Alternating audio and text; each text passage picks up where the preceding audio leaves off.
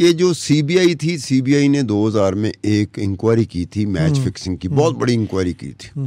उसके बाद सीबीआई का जो रिटायर्ड हो जाता था ना, सीबीआई का अफसर रिटायर हो जाता था, उसकी डिमांड बहुत होती थी। खास तौर पे आईसीसी का जो इंटरनेशनल क्रिकेट काउंसिल है, उसकी जो एंटी करप्शन यूनिट होता है ना, उसमें नौकरी के लिए। ठीक है। तो उस वक्त भी एक सीबीआई का अफसर था जो रिटायर होके, जिसको आईसीसी ने अपने एंटी करप्शन यूनिट में रख लिया था। ठीक है। रवि स्वामी उसका नाम था।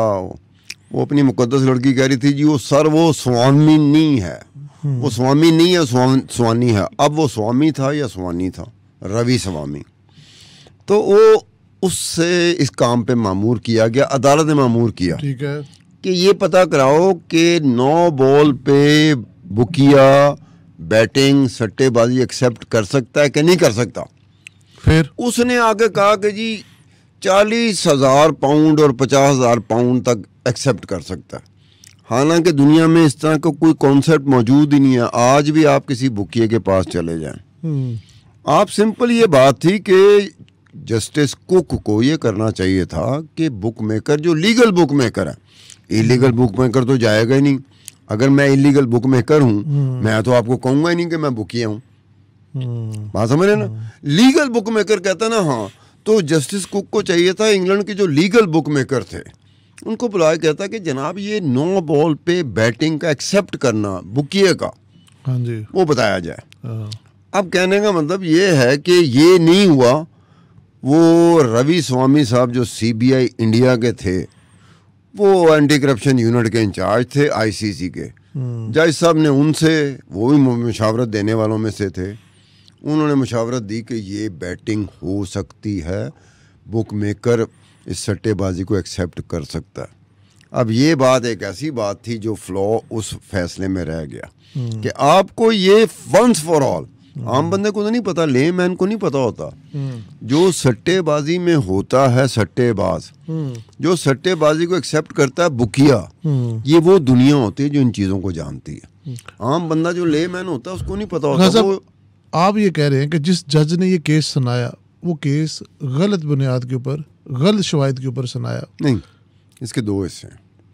एक तो ये कि न्यूज़ ऑफ द वर्ल्ड का रिपोर्टर जाके इस तरह करके 1,50,000 पाउंड रखता है, मज़हर मजीद उसे एक्सेप्ट कर लेता है। मज़हर मजीद फिर अपने जो ये 3 प्लेयर थे इनके साथ मिलता है। यहाँ तक बात ठीक है। आगे जाके कि ये जब वो 9 बॉल कर रहे थे, 9 बॉल, तो 9 बॉल का फ़ायदा किसको हो रहा था? न्यूज़ ऑफ द वर्ल्ड को हो रहा था या इसको होना था जिन्होंने आगे जाके उन पैसों को लगाना था, या फिर 1,50,000 पाउंड जो था वो इनका रिवॉर्ड था कि इन्होंने बता दिया कि ये 3 ओवर होंगे, इन 3 ओवरों में ये 3 गेंदें होंगी जो 9 बॉल होंगी। तो बेनिफिशियरी कौन था? मैं वही अब ये जजमेंट में ये है कि बेनिफिशियरी जजमेंट में पंटर्स को बना रहे हैं जो सट्टेबाज है, और सट्टेबाज नहीं लगाते नहीं, सट्टेबाज को आइडेंटिफाई नहीं किया गया। हाँ, ये एक ऐसा फैसला था कि बेनिफिट हुआ सट्टेबाज को, तो सट्टेबाज कौन था? खान साहब वही आप वाली बात कि सट्टेबाज हमेशा उस चीज़ के ऊपर सट्टा लगाता है, उस चीज़ पे जुआ लगाता है, उस चीज़ पे बैटिंग करता है जिसके ऊपर प्रोबेबिलिटी हो एटलीस्ट 50-50, 40-60। जहाँ पर आप इस तरह की सिचुएशन में आ जाएं कि तीसरे ओवर की तीसरी गेंद, छठे की दूसरी बॉल, तो इट मीन्स कि वो तो आप 100% प्रोबेबिलिटी के साथ आ रहे हैं, और उसको पता होता है कि ये बंदा प्लेयर के साथ फिक्स करके आया है और वो पैसे बेसिकली लूट रहा है उस बुक मेकर से, तो कोई भी बुक मेकर इसकी इजाज़त नहीं देता। तो ये अदालत को नहीं पता चला कि इतनी, अदालत ने देखो ना, ये पॉइंट रहे। अब ये बात है, जब इस केस का फैसला आता है तो जो केस के फैसले के जो मुल्ज़म होते हैं, जिनको जेल होती है, जिनको सज़ा होती है, अदालत उनसे कॉस्ट ऑफ प्रोसिक्यूशन का भी लगाती है, उसके कॉस्ट ऑफ प्रोसिक्यूशन ही मांगती है। ठीक है। तो 1,05,000 पाउंड तो कॉस्ट ऑफ प्रोसिक्यूशन थी जो इन प्लेयरों को देनी पड़ी। ठीक है। क्योंकि ये अदालत ने लगाया ना कि जनाब आपकी वजह से एडा लंबा चौड़ा खर्चा हो गया, अदालत को प्रोसिक्यूशन का इतना लंबा चौड़ा खर्चा हो गया, आप केस हार गए हो, आपने कॉस्ट ऑफ प्रोसिक्यूशन ਤੁਹਾਡੀ ਜ਼ਿੰਮੇਵਾਰੀ की ਤੁਸੀਂ भरोगे। तो 1,05,000 पाउंड वो कॉस्ट ऑफ प्रोसिक्यूशन में चले गए। तो इन लड़कों ने कमाए क्या? ये तो वैसे से जाती हुई नहीं कहने मामले में जाती नहीं, पहले ये हुआ कि भाई आप एक्सेप्ट ही ना करते। अब मजहर मजीद है, मजहर मजीद का पता है जितने का घर लंदन में था, 1 मिलियन पाउंड का, पुरानी बात होगी मुझे अब याद नहीं, 1 मिलियन पाउंड का था कि 2 मिलियन पाउंड का था, उसके घर से ज्यादा उस पर कर्जा चढ़ा हुआ था।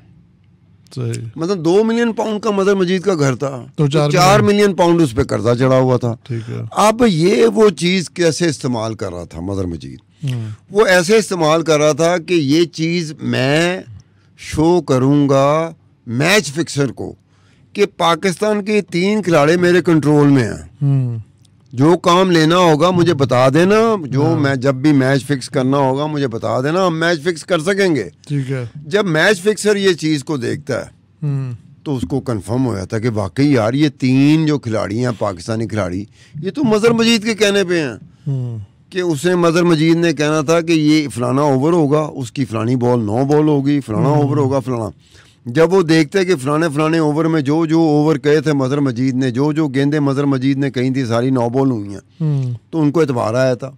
उन्होंने डील करनी थी मजहर मजीद के साथ। तो मजहर मजीद ने पैसे कमाने थे, पैसे फिर उसने जो कमाने थे तो इन प्लेयरों ने भी कमाने थे। तो खासा वो बुक लगी नहीं उसकी? क्या वो उससे पहले ही उसे क्या पता था कि न्यूज़ ऑफ द वर्ल्ड का ये जो स्टिंग ऑपरेशन है, ये न्यूज़ ऑफ द वर्ल्ड मुझे फंसा रहा है? नहीं, वो तो बसा रहा है। उसने तो करना था मैच फिक्सर को, ओके, कि मैच फिक्सर को मैं ये कहूंगा कि देखो ये लड़के मेरे कंट्रोल में हैं। ये पहली भाई एग्जांपल है एक। मेरी बात सुने आसिम, आपने मैच फिक्सर को क्या यकीन दिलाना है? आपने उसको यकीन दिलाना है कि मेरे कंट्रोल में कौन कौन सा खिलाड़ी, कौन कौन सा प्लेयर, कौन कौन सा क्रिकेटर है। आपने ये यकीन दिलाना होता है। उसके लिए 9 बॉलें कराई गई, उसके लिए 9 बॉलें हुई। उन्हें कहा यार मेरा ये काम हो जाएगा, मेरा कर्जा भी उतर जाएगा, फलाना भी उतर जाएगा, ये लड़के भी बेचारे कहीं चले होंगे। अब इनकी रिकवरी देखो, जब इनकी रिकवरी होती है, मसलन के इनके पोजेशन में कितने पैसे थे जब बाकायदा रेड होती है, तो सलमान बट के जो पोजेशन में थे 2500 पाउंड थे। ठीक है। उसके पोजेशन से जो बरामद हुए, और 1300 या 1500 पाउंड जो थे ना मोहम्मद आसिफ के बरामद हुए। इनके अकाउंट में मतलब 13,000 पाउंड, 24,000 पाउंड, 23,000 पाउंड तो उसके अकाउंट में थे मजहर मजीद के। अब इसमें भी एक फ्लॉ है कि अदालत पूरी तरह जो रकम थी $1,50,000 वो बरामदगी का जो प्रोसिक्यूशन ने कहा था उसमें 1,50,000 पाउंड नहीं बनते। कैश ये थे 2500 पाउंड, 1300 पाउंड, 1500 पाउंड, इनको मिलाओ, फिर बैंकों में जो इनकी बैंक अकाउंट में पैसे गए थे उनको मिलाओ, 1,50,000 पाउंड नहीं बनता। या तो फिर बाकी पैसे खर्च कर लिए होंगे। अब जब बाकी पैसे खर्च करें तो उसका भी आप होता है कि आपने लंदन में कहाँ कहाँ जाके शॉपिंग की है, रिकॉर्ड हो जाता है, सारा कुछ पता चल जाता है, वो पता चल जाता है। और 1,05,000 पाउंड तो इनको कॉस्ट ऑफ प्रोसिक्यूशन देना पड़ा। ये लंबी इनिंग खेल रहे थे, ये प्लेयर भी खेल रहे थे, मजहर मजीद भी खेल रहा था, मैच फिक्सिंग की लंबी इनिंग खेल रहा था। लेकिन ये हादसा हो गया।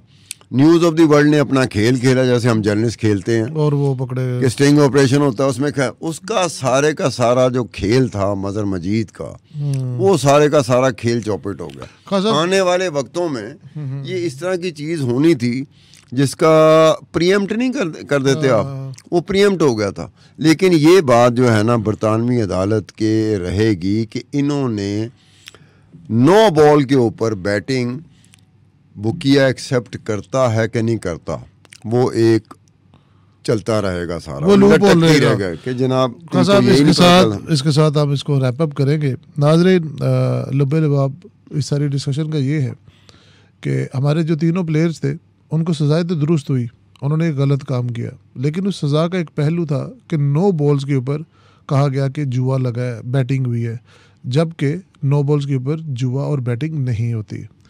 मजहर मजीद ने वो 9 बॉल्स कराई थी इसलिए कि वो जो बुक मेकर्स हैं उनको कॉन्फिडेंस में ले सके कि ये 3 मेरे अपने खिलाड़ी हैं, ये कल को मैच भी हरवा सकते हैं और ये इनको मैं जो कहूँगा वो करेंगे।